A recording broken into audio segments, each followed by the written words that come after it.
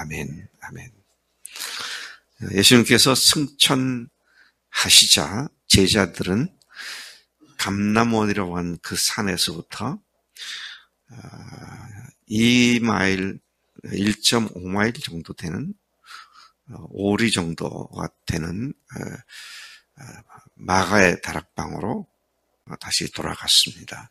거기에는 6월절에 올라왔던 갈릴리 지역에서 올라왔던 사람들이 유하고 있었는데 그 다락방으로 그들이 모여들었습니다. 거기에는 특별히 예수님의 실제 제자들, 또 어머니, 이런 동생들, 이런 사람들이 거기에 있었고요. 뒤에 보니까 한 120명 정도가 모여서 같이 기도하는 그런 장소가 되었음을 보게 되는 것입니다. 근데 거기서 그들이 뭘 했느냐? 돌아오자마자 그들이 한 것은 오로지 마음을 같이하여 한 마음으로 기도하는 일에 집중했다. 그렇게 말씀하고 있습니다. 제가 이걸 영어 성경으로 보니까 우리말 성경에는 사람들이 모여 한 마음으로 기도하기에 힘썼다. 그런데 영어 성경을 보니까 그들은 한 마음이었다. 그래서 기도하는 일에 계속 집중을 했었다. 그러니까 기도하다가 한 마음이 된 게 아니라 기도가 한 마음이 된 사람들이 기도하고 있었다. 그렇게 표현되어 있는 것을 봅니다. 그래서 제가 묵상을 해봤어요. 무엇으로 한 마음이 되었을까? 기도를 한 마음으로 한 내용이 뭘까? 네, 보니까 그 내용이 분명하더라고요. 그 뭐냐면 예수님께서 약속하신 것. 다시 말하면 승천하신 뒤에 몇 날이 못 되어 너희들이 성령으로 침례를 받고 그리고 성령께서 권능을 주셔서 땅까지 전파하는 복음 전파하고 부활을 증거하는 일을 하게 될 것인데 그래서 그들은 하나님께서 그들에게 이미 그 소원을 주셔서 같은 소원 즉각적으로는 성령으로 침례를 받고 충만하게 되는 이것에 한마음이 되어 있었던 것을 보게 되는 것입니다. 오늘도 우리가 모일 때마다 성령의 충만을 받도록 계속 기도하는 일에 집중하는 것이 참으로 필요하다. 여러분, 기도 모여서 다른 것을 하는 것이 아니라 요즘 우리 청년들 보면 모여서 조금 예배하고는 찻집에 가고 그렇게 하는 걸 보는데 찻집 가는 시간이면 기도를 해야 할 텐데 카페에 가서 그렇게 하는 것은 옳지가 않다. 심지어 목장 모임도 카페 가서 한다고 그러고 거기서 무슨 기도를 해요? 거기서 기도를 못 하잖아요. 무슨 찬송을 해요? 못 하잖아요. 그럼 기껏해야 대화하는 건데 대화도 뭐 거기에서 음악 틀고 다른 사람이 있는데 무슨 대화를 그렇게 해요? 그래서 저는 교인들을 만날 때 절대 카페 안 갑니다. 그냥 차 마시러 가자 그러면 가요. 근데 내가 교제해야 할 내용이 있으면 절대로 안 갑니다. 왜? 방해가 돼요. 그리고 우리들의 얘기가 안 믿는 사람의 귀에 들어가가지고 오히려 비난거리가 될 수 있기 때문에 그거는 가는 것이 옳지 않다. 늘 그렇게 생각을 하는데 아이들을 보니까 120명이나 모여가지고 기도하는 일에 한 마음으로 기도했다. 즉각적으로 뭐 때문에 기도했다고요? 성령의 충만함을 약속하신 것이 오기를 기다리고 있었던 그런 기도. 그렇게 모여 기도하는 가운데 베드로가 그 무리 가운데 일어서서 말을 합니다. 그가 말한 내용을 보면 가롯 유다의 배신으로 12사도 중에 한 사람이 빠졌기 때문에 12명 중에 한 명이 빠졌다는 것 갖다가 궐이 났다지 궐. 보궐선거 그러잖아요. 빠진 것을 보충하기 위해서 하는 선거를 보궐선거. 내 12명 중에 1명이 궐이 났기 때문에 그 궐을 마저 다시 보완하자. 그런 제안을 하고 있는 것을 봅니다. 그가 생각할 때 12이라야 그게 폼이 나고 짝이 맞을 것 같아서 그렇게 한 게 아니고 하나님의 말씀을 인용하면서 지금 되어진 일이 성경 말씀에 비추어 어떤 일인가를 해석해주고 그 부분을 다시 채우기 위해서 그들에게 그런 제안을 하고 있는 것을 보게 되는 것이죠. 16절을 보면 형제들아 성령이 다윗의 입을 통하여 예수 잡는 자들의 길잡이가 된 유다를 가리켜 미리 말씀하신 성경이 응하였으니 그대로 된 것이 마땅하다. 17절 이 사람은 본래 우리와 함께 사도 직분을 수행해야 할 사람이었는데 그가 이 사람이 결코 정당할 수 없는 불의의 삭스를 받고 이건 은산집을 받은 걸 얘기하는 것이죠. 그것으로 밭을 사고 후에 몸이 곤두박질하여 배가 터져 창자가 다 흘러나와 죽었고 그리고 이 사실은 여기 보니까 참 놀랍습니다. 이 사실은 예루살렘에 사는 모든 사람에게 알려졌는데 그들이 가룟 유다가 산 밭을 일컬어서 아겔다마라고 부르기 시작했다. 근데 그 뜻은 이것은 피밭이다. 그런 뜻이라는 것이죠. 피밭이다. 베드로는 이러한 사실을 두 성경 구절을 인용해서 말씀을 하고 있는데 하나는 시 69편 25절이고 또 하나는 시 109편 8절입니다. 69편 25절을 보면 그의 사도 직분을 다른 사람이 대신할 것에 대한 내용과 또 그의 거처를 황폐하게 하시며 거기에 거하는 자가 없게 하소서 그리고 그의 직분을 타인이 취하게 하소서 다윗이 기도했던 그 내용을 상기하면서 그 직분을 다른 사람이 맡는 것이 마땅하다. 그래서 11명 중에 1명을 더 채우자고 그런 제안을 하게 된 것이죠. 그러면서 베드로는 어떤 사람을 사도로 세워야 하느냐, 사도의 직분, 자격, 그리고 그가 할 일, 자 이런 것들을 얘기를 하고 있는데 사도로 뽑힐 사람의 자격과 또 그가 해야 할 일, 이런 것들을 제시합니다. 예수께서 요한에게 침례를 받으신 때로부터 우리가 보는 가운데 승천하신 날까지 주 예수께서 우리들과 함께 계실 때에 항상 우리와 함께 다니던 사람 중에 하나라는 자격을 제시합니다. 아무나 믿음이 좋다, 지금 굉장히 반짝거리고 있다가 아니라 사도는 누구냐?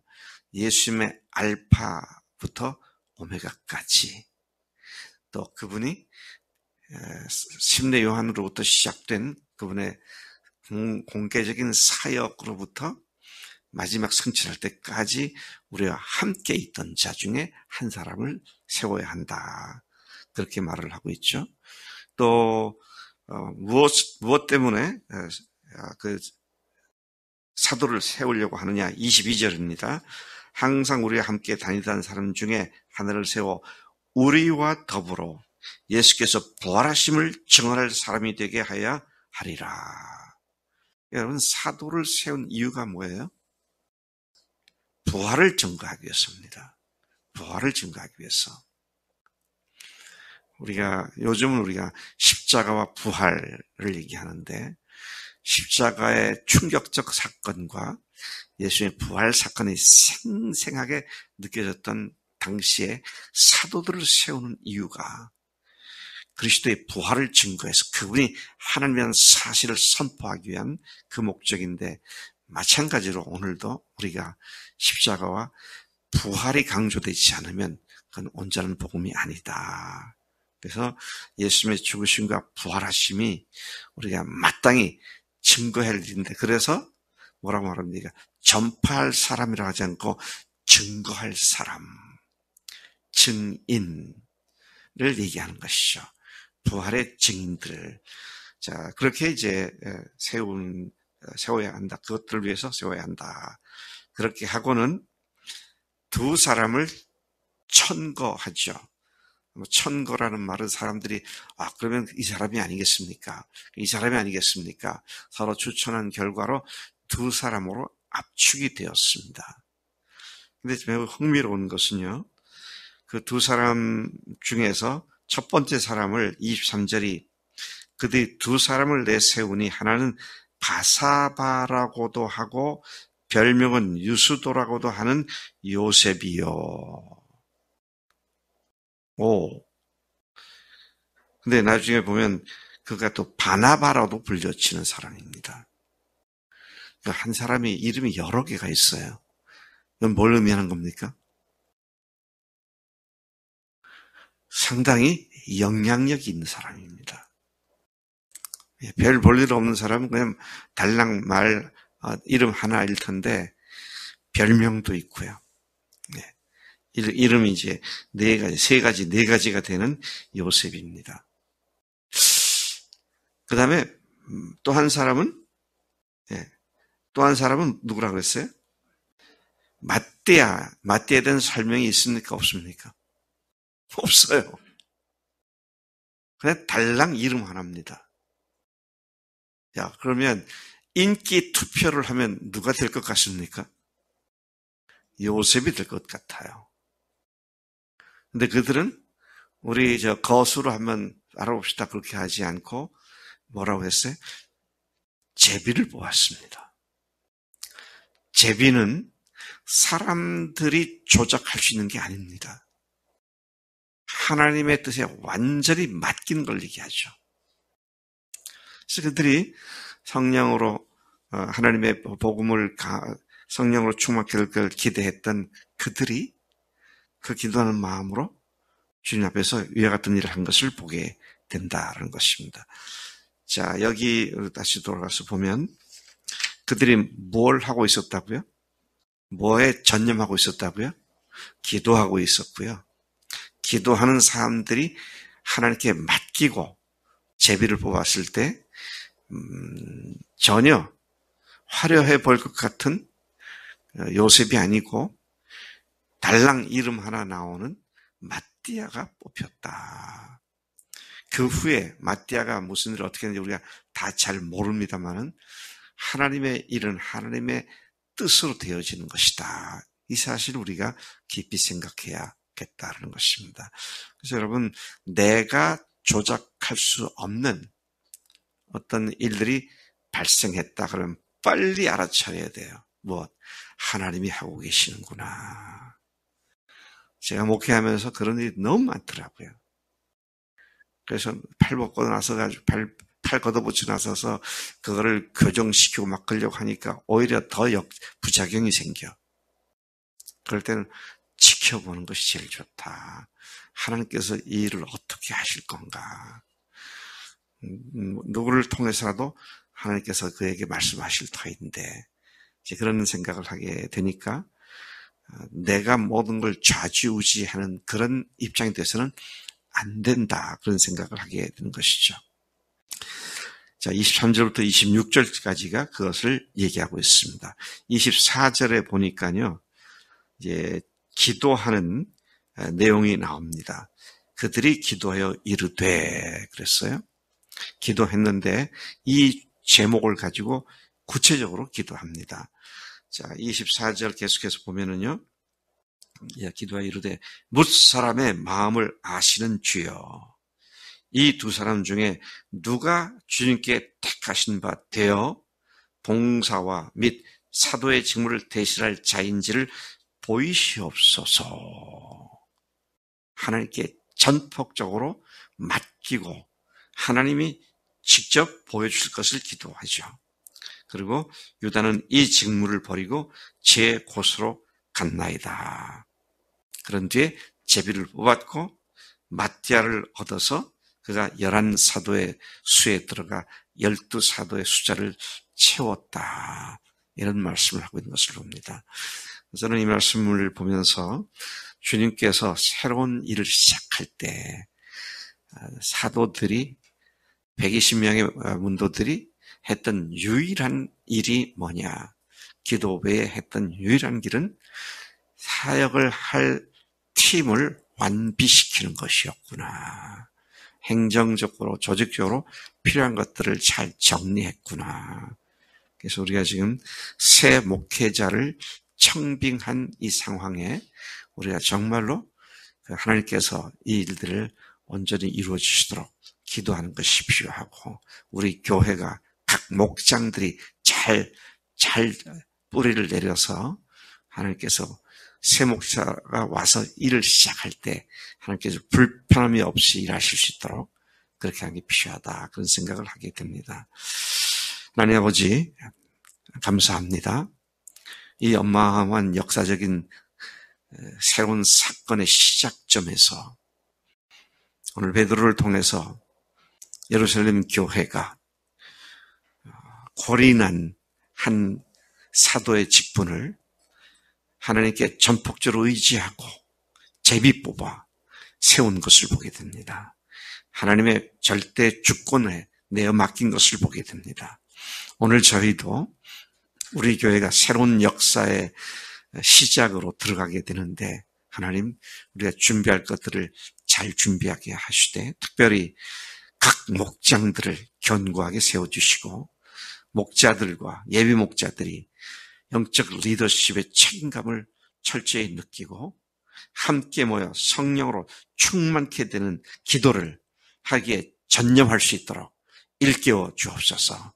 함께 하심을 의지합니다. 성령님께서 하신다고 하셨사온데 성령님의 충만함이 없이 내 생각과 내 열정 가지고 하는 것은 결코 아름답지 못하고 열매를 보장받을 수 없는데 성령님께 의지하는 우리 교회가 되게 하시고 성령으로 충만케 되는 새로운 영적 분위기가 쇄신되는 복된 우리 교회가 될 수 있도록 역사해 주실 줄로 믿습니다. 깨워 주옵소서. 예수님의 이름으로 기도로 삼나이다. 아멘. 아멘.